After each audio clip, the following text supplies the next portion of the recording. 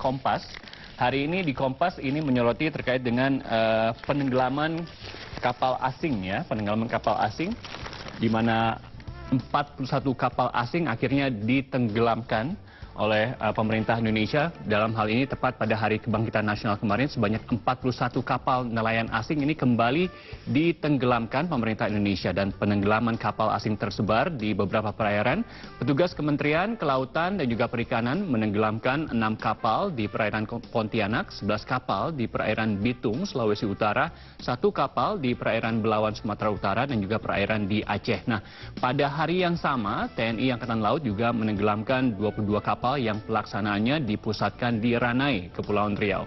Sejumlah pejabat juga memantau peledakan dari atas kapal perikanan. Kapal ini diledakkan dengan dinamit yang dipasang di 4 kelompok kapal. Peledakan dilakukan bertahap dalam rentang waktu 1 jam. Dan penangkapan kapal ikan asing diikuti pengamanan sebanyak 142 ABK. 3 diantaranya telah dihukum oleh Pengadilan Negeri Bitung selama 3 tahun. Sebagian lain tengah menjalani proses penyelidikan. Dan jika tidak bersalah, mereka akan dikembalikan ke negara asalnya. Ini cukup tegas apa yang dilakukan oleh Kementerian Kelautan dan Perikanan. Kalau kita melihat kinerja dari Menteri Susi Pujiastuti, memang bisa dinilai cukup baik. Banyak kalangan yang menilai kinerja mereka cukup baik, dan tidak masuk dalam salah satu menteri yang diisukan akan di-reshuffle gitu ya.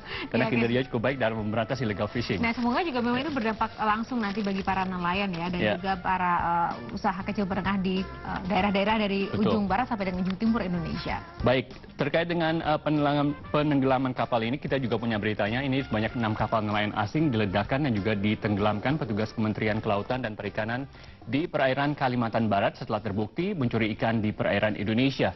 Penenggelaman tersebut merupakan bagian dari gerakan peringatan Hari Kebangkitan Nasional. 2, 1, go!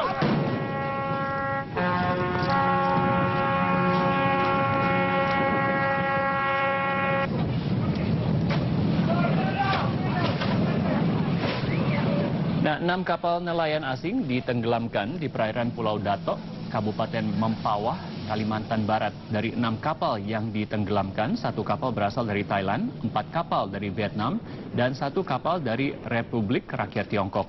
Penenggelaman kapal dilakukan dengan menggunakan dinamit daya ledak rendah agar kapal tidak rusak rumpon di dasar laut. Selain dihadiri pihak KKP, penenggelaman ini juga disaksikan oleh Dan Lanal Pontianak, Wakapolda Kalimantan Barat, Kejaksaan Tinggi Kalimantan Barat, Pengadilan Tinggi Pontianak, dan pihak pemerintah Provinsi Kalimantan Barat.